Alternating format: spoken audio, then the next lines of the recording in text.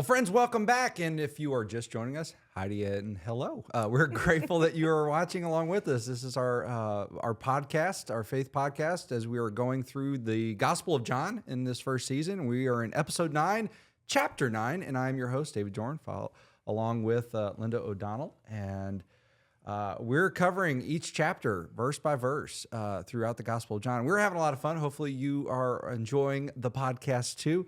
So we're going to kick things off in John chapter 9. Linda, will you do the honors? Read the first section. I would love to. As he went along, he saw a man blind from birth. His disciples asked him, Rabbi, who sinned, this man or his parents, that he was born blind? Neither this man nor his parents sinned, said Jesus, but this happened so that the works of God might be displayed in him. As long as it is day, we must do the works of him who sent me. Night is coming, when no one can work. While I am in the world, I am the light of the world. After saying this, he spit on the ground, made some mud with his saliva, and put it on the man's eyes. Go, he told him, wash in the pool of Siloam. Mm-hmm. This word means sent. So the man went and washed and came home seeing. His neighbors and those who had formerly seen him begging asked, Isn't this the same man who used to sit and beg? Some claimed that he was. Others said, No, he only looks like him. But he himself insisted, I am the man. How then were your eyes open, they asked. He replied, The man they called Jesus made some mud and put it on my eyes. He told me to go to Siloam and wash. So I went and washed, and then I could see. Where is this man, they asked. I don't know, he said. So there's a lot there. There's a lot.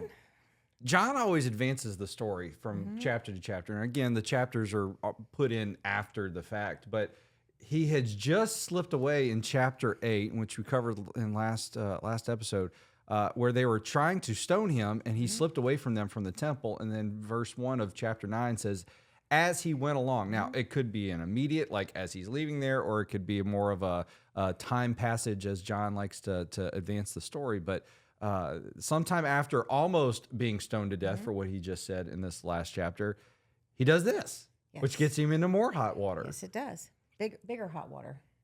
Later on, bigger. Yeah. Bigger. Mm-hmm. And so The Chosen has done a great job of establishing the conversation that Jesus had with the disciples as they went along, because there's 12 guys plus Jesus. That's Jesus. You get any group of guys together, you get some interesting conversation. So they're going along, and they see this blind guy, and the immediate question is, well, what did he do to deserve this? Well, and culturally, because when I had done this before, when I've read this before, culturally, you didn't want to blame God. It was against their culture to blame it on God, so it had to be, because that was like an affront to God. And so instead, it had to be somebody's fault. It had to be the person's fault, their parents' fault, the bloodline's fault. The generational sin that gets passed down, something happened. And so it's a normal question. It's not God. Well, who did this? Mm-hmm. And so, we look at it as, well, wait a minute, they're just pointing the finger, but they wouldn't think about, it would be against their reverence to God to say, oh, God caused this? Did God do this?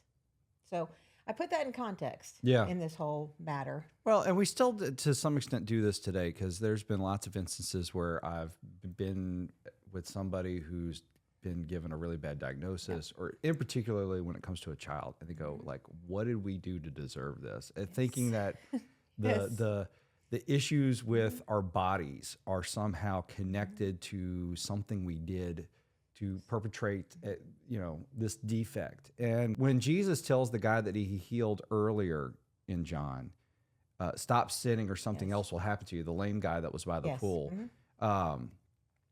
there is to some extent sin that causes some of the issues that we face in life. And like there is that, but Jesus pretty resoundingly says, he didn't do this. Like, he didn't do this.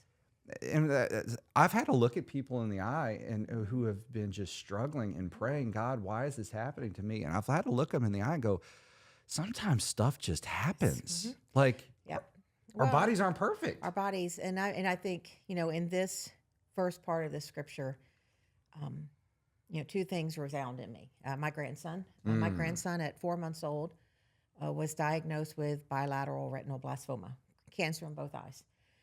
He had it before he was born. He was born with it. Thankfully, Leanne saw it at 4 months old, and the treatment began. And I remember when the doctor had told them, the specialist, this amazing specialist, that said over the next 5 years, we're going to get to know each other really well. And I thought, 5 years. And so it was a monthly process. And it was on that day, there's not a lot of cases. And so on these days that the treatments would happen, the people there were there for that.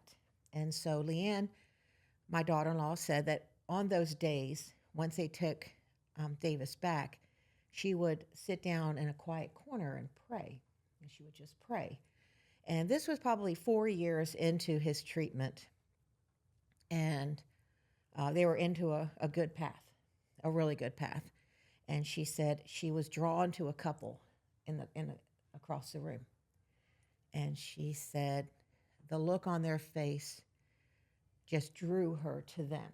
And she walked over and said, are you here for this? And they said yes. And it was their first treatment. And she said, I need to offer you hope. We're on 4. We're on year 4. I want you to know that there is hope. Stay the course. And so I think in that, neither of those children did anything to merit or bring on that sin. But God used, because Leanne said, I usually just keep to myself and pray, but I was drawn to this couple.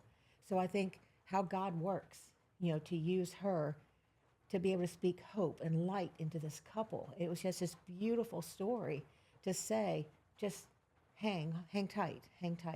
You're going to get through this. And I think that is what we're supposed to do, in our misery, and I understand justifiable misery of why is this happening to my child?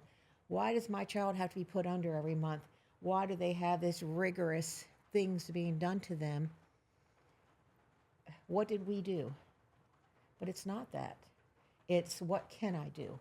What can I do in this situation to perpetuate God's glory? And that's what she did that day.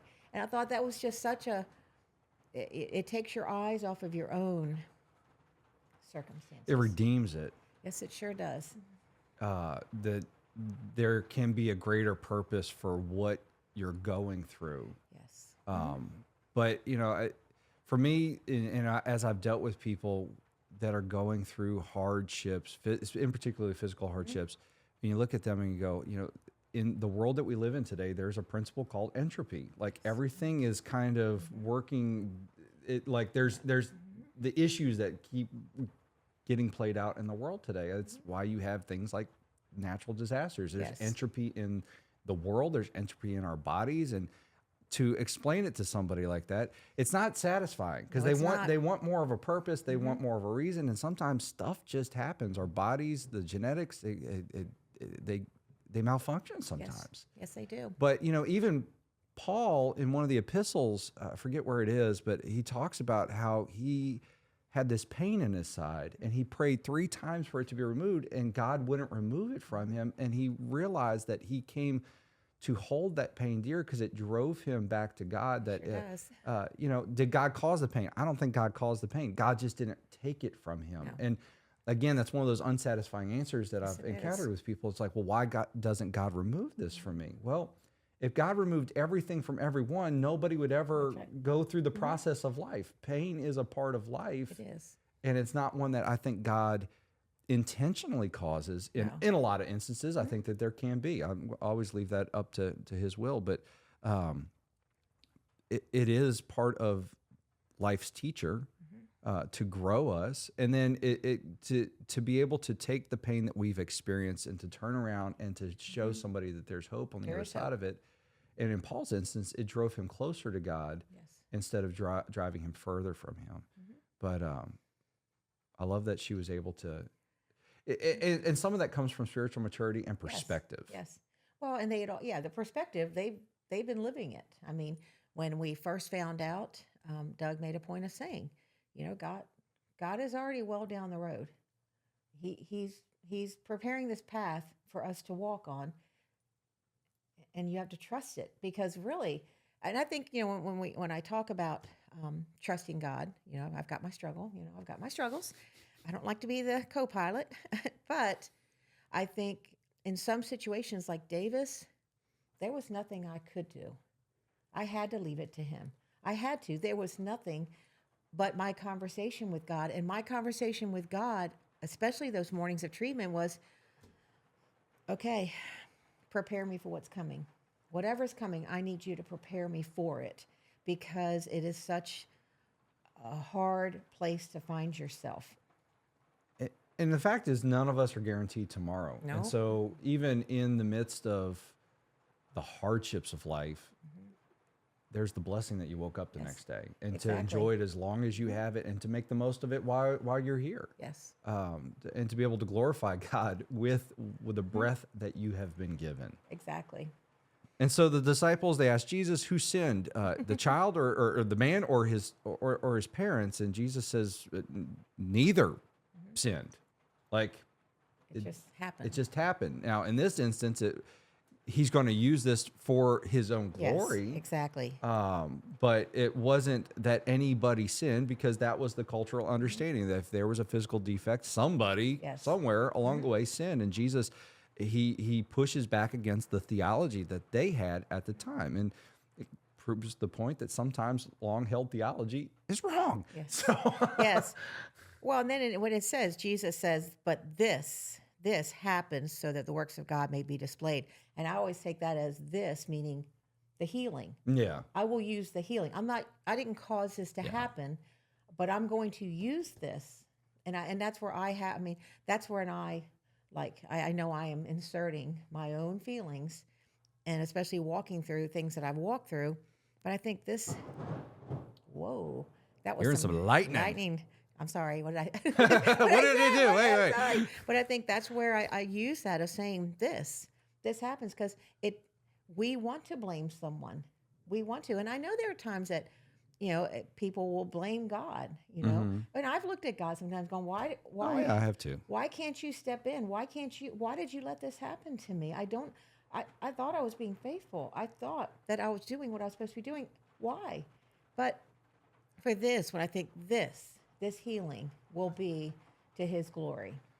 Some of the most intimate moments I've had with God have been when I've been at my angriest with him. Oh, yeah. The shouting match, right? Yes, Jacob, I got a real sore hip because he keep poking the hip. I apologize if you're hearing the rain. It's ambiance. A lot of it's ambiance. It's ambiance. It's one of those days. It's a struggle in this passage. Yeah. So, and here's the benefit of reading a gospel all the way through, is that when you just pick and choose, you just kind of open your Bible and let it fall wherever, you don't see the full narrative. You just get the glimpse. All throughout John, there has been a contrast between light and dark. Yes. John has made that contrast, and Jesus himself, through his words, makes that contrast. And here, Jesus is talking about the night versus the day. Like, you will see these works in the day. There'll come a time at night. And he's talking about the time that he's going to go away, and you're not going to see this stuff as readily. But it's just interesting as you follow John's gospel that this constantly is the imagery that gets used. That goes through. That you just don't get if you just open up your book and you're just this first time you're tuning into the podcast. We've talked about it along the way. Well, now, and I look at also in this passage when we follow, going forward, is Jesus' healing could have just put a hand on him and healed him. It could have happened. I mean, he's done it. But I think this whole process, and I think about this man, because you've been to Israel, you've been to Jerusalem, and when he puts the mud on his eyes, he breaks the Sabbath rule and makes a little mud. Spit in the dirt, make some mud, which is not good. It's on the Sabbath, and this could be making a brick. You could be breaking a law. And so, but he tells him, not just do it, put it on there, but it's like, now I need you to go to the pool and wash it off. And so to understand where that pool comes from, to get there, it doesn't talk about any of his friends helping him. Nobody picks him up and carries him. He has to make his way down there with mud covering his eyes and trusting Probably the only voice of hope he has heard in his life. Everybody else is blaming him or his parents. And this is his only voice of hope that's saying, okay, I need you to go to the pool and go. And that is the source of water, the true source of water for that city. Did you go through Hezekiah's tunnel? That lovely tunnel that you have to stoop down? Yeah, I think so. We went Oh. underneath. We didn't do the one that David had gone through. I think we did. Yeah, well, Hezekiah's. I did the one in Herod's place, but I did the one that takes you right down to this pool. Yeah, I It think we empties you did. at the pool, and I think for him to make his way down there had to have been. It's not like a stroll like across the street. He had to make his way down there, and then do this, and then this pool is huge. I mean, at that time it was huge. But they've unearthed it. It's not. It's very recently they unearthed it. I think it was like 2005, 2004 that they unearthed this. But for him, this is a huge area. So it's not some little pond that he's going to be the only one there. It'll be a large spectacle. Well, and what's interesting is that John, again, is writing to knowing that there's a Gentile audience that doesn't understand some of this. So he includes the point that Siloam, it means sent. Sent. And culturally, this was the pool of water that they drew from for the Feast of Tabernacles for the water pouring ceremonies, which has come up in earlier chapters as a part of it when Jesus kind of uses the analogy of water. And again, so much of this is what Jesus is saying is tied to the physical thing that he's standing by. But what's fascinating is that I was reading up a commentary on it. It says that the fact that Jesus sent the man to wash there, which means sent, this pool, was to make clear that the miracle occurred because Jesus sent him, not because of the healing qualities of the water itself. It's Jesus who does the miracle, not the water. It's Jesus who does the miracle, not the spit. Although this is the third, there's 3 instances where Jesus uses saliva to heal somebody, which, Kinda gross. but what gets Jesus in trouble here is not using the saliva. It's the fact that he put it in dirt and kneaded it, which is what you were saying. the Making it could be making brick. Kneading something was considered against the law on the Sabbath. It was one of the 39, I believe, things that were prohibited by the religious leaders. That was not in the Old Testament, but was added to the Old Covenant law, the Levitical laws, to prevent people from breaking the Sabbath. So Jesus wasn't breaking the scriptural Old Testament the laws there. It was the cultural laws that they had attached to it, The fences, which is what gets the him in walls trouble. they started to put up. The extra, Yes, the barriers. Yes, the extras. And so people didn't recognize the blind guy afterwards. He must have had a changed appearance. Yeah, well, maybe he washed himself in the Yes. pool too. So You didn't realize how dirty you were until you looked. they had a hard time believing that that was him, and that because they didn't believe that a blind person could be healed. Yeah, and then I think also, and I think that's the second point with this scripture. They're all talking about him. Like, isn't this the blind man? Isn't this the person that sat by the pool? But it's like, none of you did anything to ever help this man. And I think we are so quick, and I'll say myself included, to point out, well, how did they get to that point? What did they do to get to that point? And, my eyes were opened, not with mud and spit. But my sister, my eldest sister, I don't mean elderly, my eldest sister was living in Nashville. And there is this amazing ministry in Nashville called Room at the Inn. They serve the homeless community in Nashville. And I've never seen such a place that exemplifies dignity and grace and love and acceptance. And so when I went there with her, she let me, we got there and the parking lot is crammed.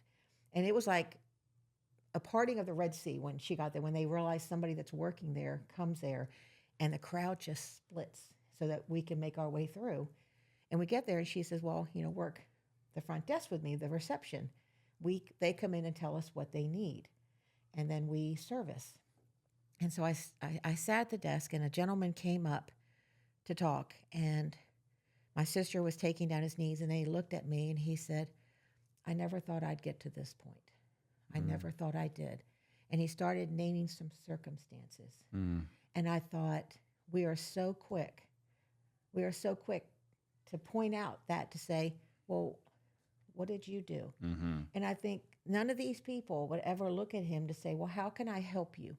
How can I help you in your infirmity? What could I do? Maybe they couldn't cure his blindness, but they could at least have done something for him. But apparently nobody did. Mm. So that's my other take on this first part of the scripture. Yeah. Well, it continues, verse 13. They brought to the Pharisees the man who had been blind. Now, the day on which Jesus had made the mud and opened the man's eyes was a Sabbath. Therefore, the Pharisees also asked him how he had received his sight. He put mud on my eyes, the man replied, and I washed, and now I see. Some of the Pharisees said, this man is not from God, for he does not keep the Sabbath. But others asked, how can a sinner perform such signs? So they were divided. Then they turned against the blind man. What have you to say about him? It was your eyes he opened. The man replied, he is a prophet.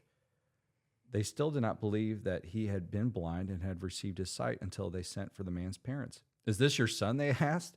Is this the one you say was born blind? How is it that now he can see? We know he is our son, the parents answered, and we know that he was born blind, but how he came to see now or who opened his eyes, we don't know. Ask him. He is of age. He will speak for himself. His parents said this because they were afraid of the Jewish leaders who already had decided that anyone who acknowledged that Jesus was the Messiah would be put out of the synagogue. That was why the parents said, he is of age, ask him.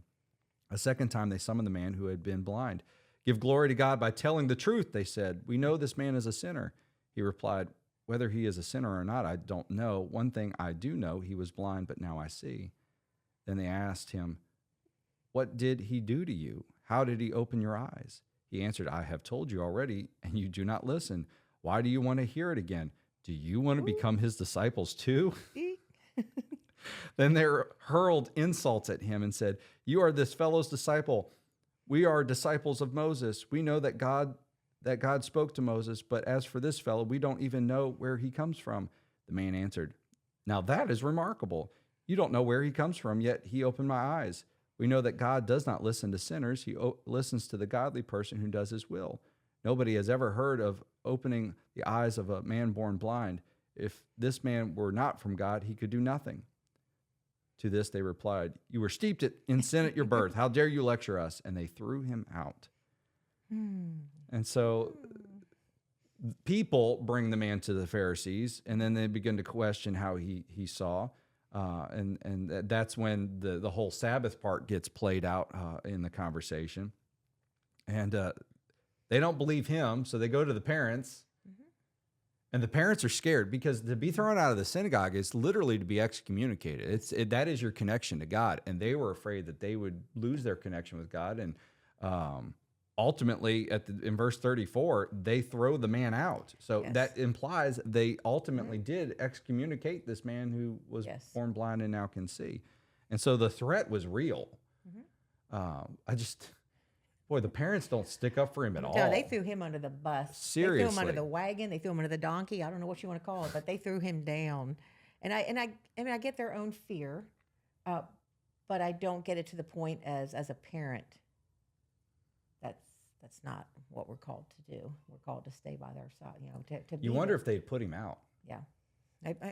Well, I mean, it could be. That's a great point because it's to the point of is if they believe the fact that he was born sinful, then get rid, then put him to the side because we can't be Yeah. tied up to that. Yeah.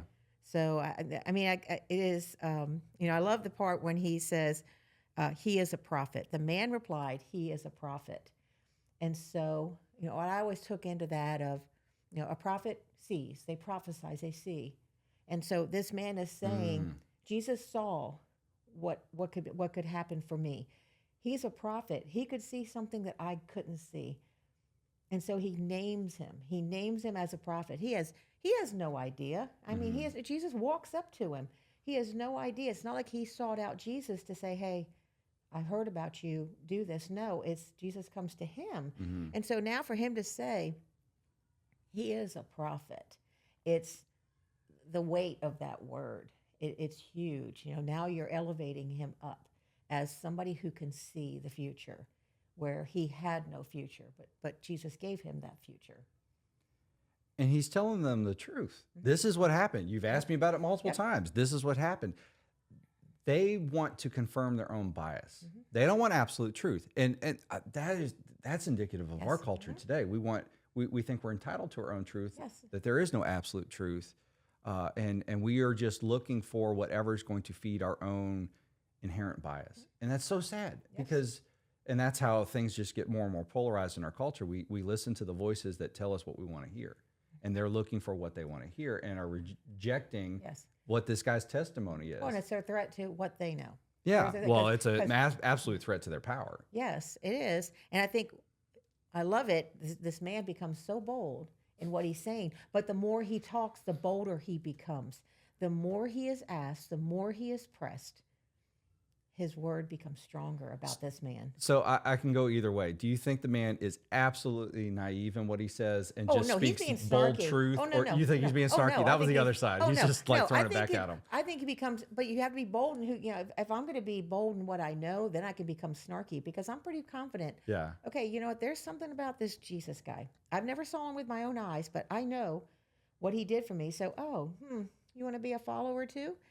And I think, man, that must have. That's why they threw him out. Yeah, I know. But to say you got a foot in the door, and then boom, the banana peel, you're back. And then the passage which was given to me before, it's give glory to God by telling the truth. We know this man is a sinner, and that's scripturally going back to Joshua when Joshua was telling his son, tell God the truth. You need to come clean. Tell him the truth.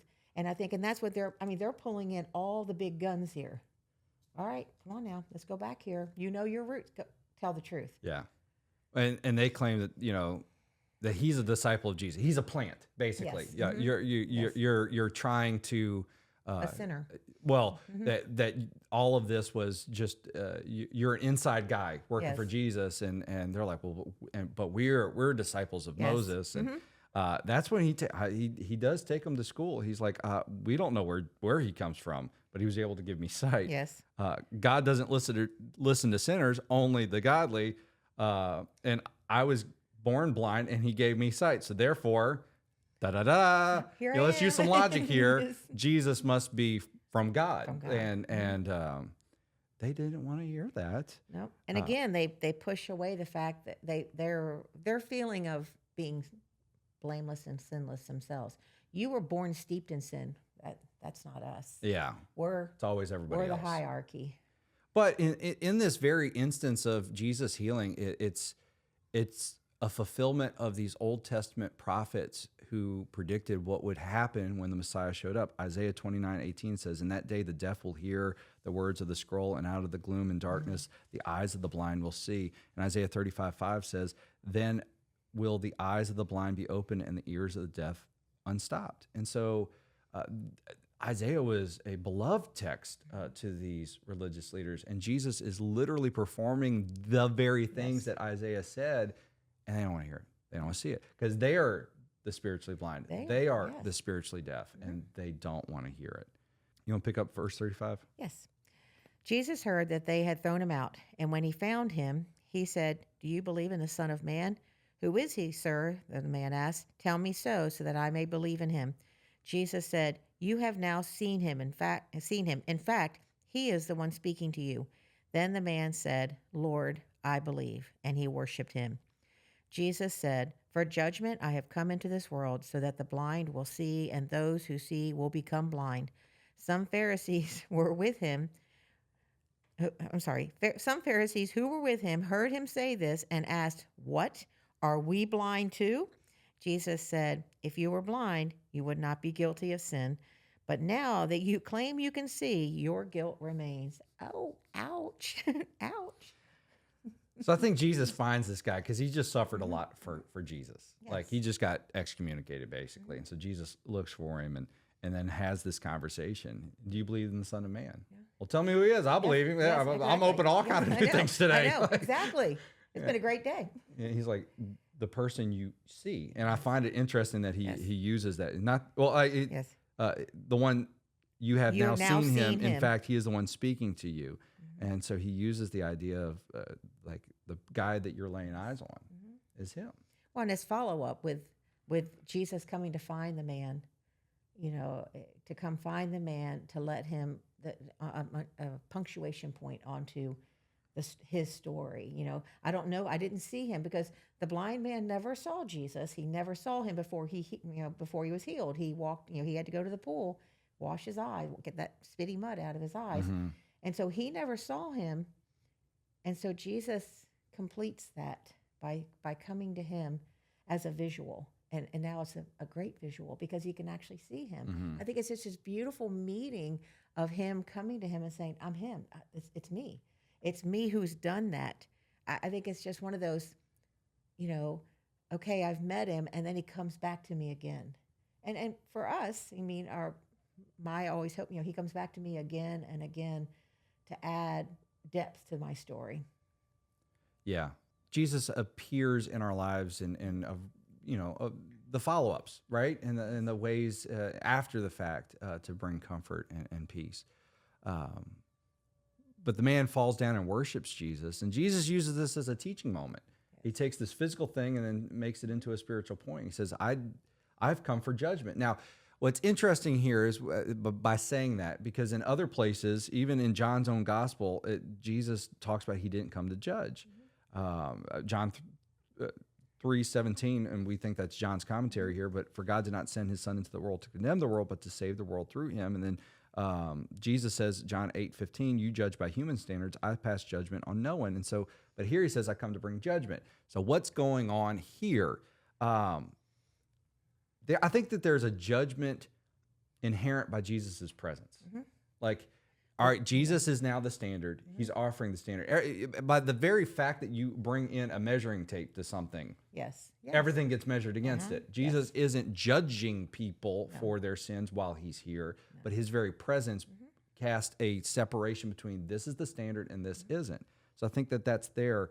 But then also, we know that Jesus will one day sit in judgment, Yes, he and will. it will be in judgment based on what did you do with my presence the first time. Yes.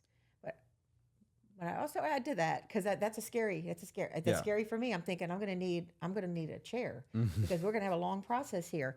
But I think that's for my own good Yeah. because I need to be separated from that.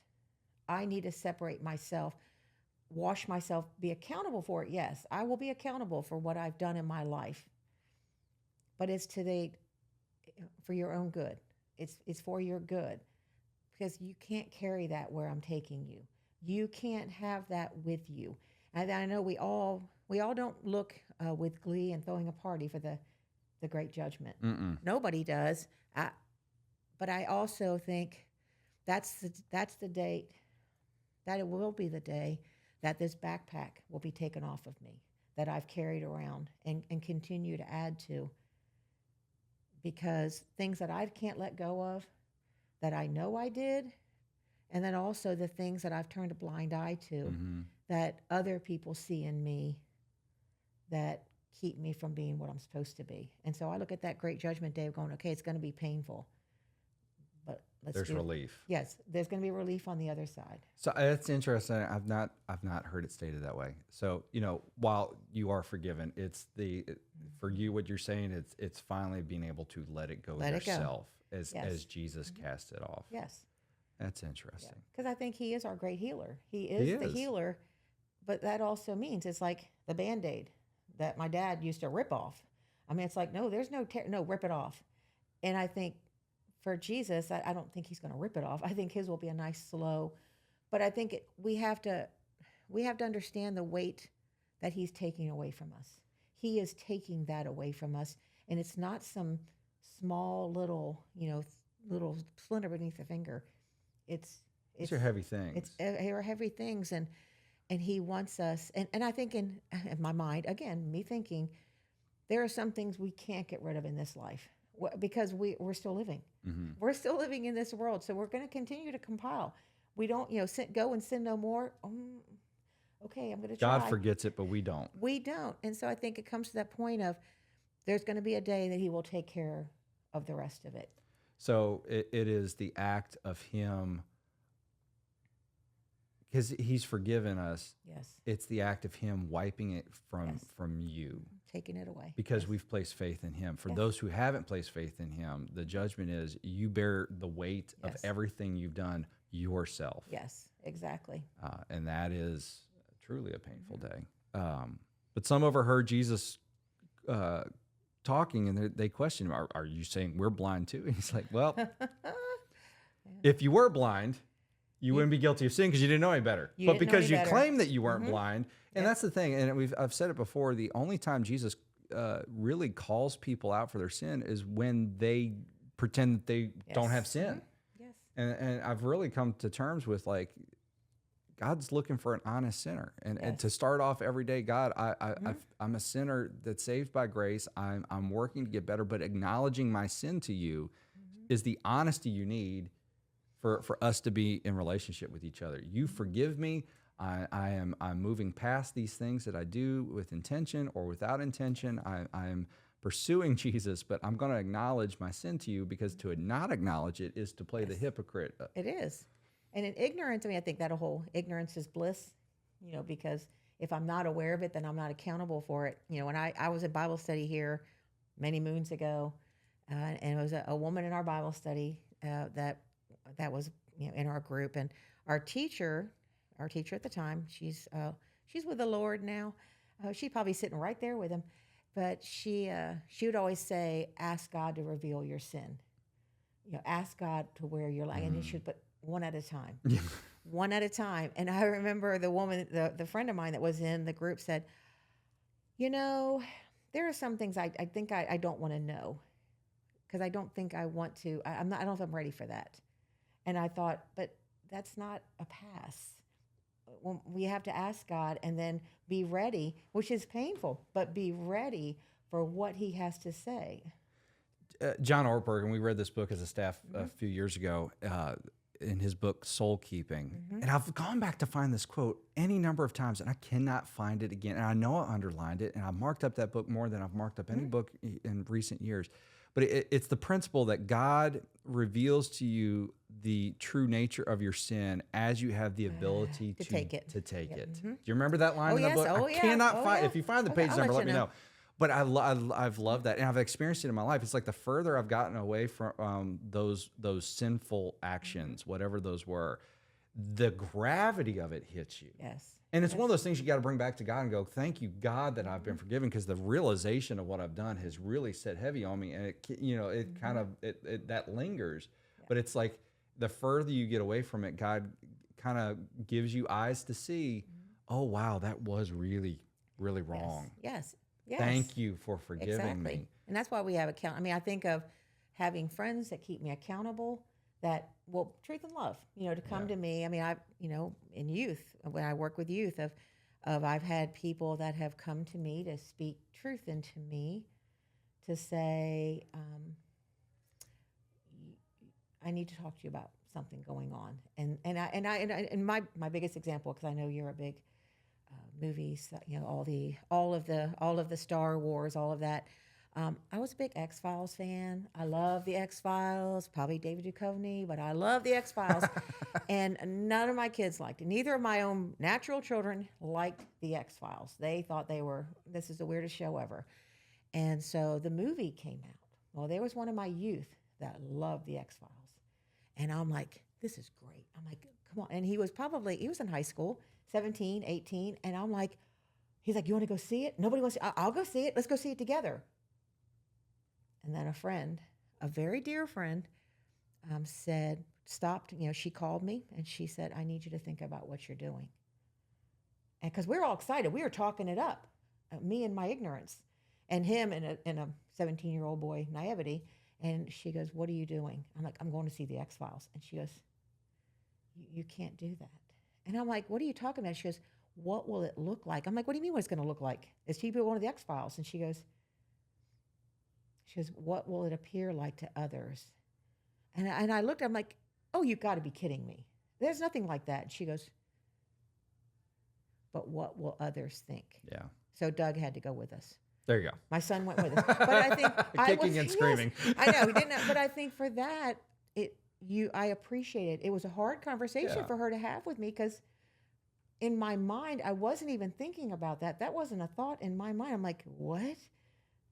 And she's like, no. And so I think that's this blindness. Yeah. Jesus puts people in our lives to be able to come to us to say, okay, where you were comfortable with this and it was, and you were naive to it. Mm-hmm. You were ignorant. Now I won't say ignorant like dumb, but ignorant and not knowing. It's time. It is time for you to hear this. And that was that was when I Yeah. started beginning ministry here. It's like, Yeah. There is a sense in Scripture, and there's a biblical argument to be made that there's less accountability for the naivety. Before the law, that people didn't know there was sin, and so the law brought sin. It's not that the law was cursed; it's that the law was the standard, and then all of a sudden people realized that there was a standard to be measured against. But in the absence of it, people didn't know that, and that's kind of his point here to the guy. He's like, "But you claim to know You know better." it. And you don't know better, so therefore you are guilty You are accountable. of this. And that Proverbs 26:12, do you see a man wise in his own eyes? There is more hope for a fool than for him. Yeah. It's true. Yeah. Be careful. So John 9 is actually a rather short chapter. We've covered all of it. Love to know your thoughts. Leave a comment down below. We're grateful that you're tuning in and watching along with us. We'll be back in a couple weeks with John chapter 10 as we're trucking along through the Gospel of John. As always, we'll see you next time.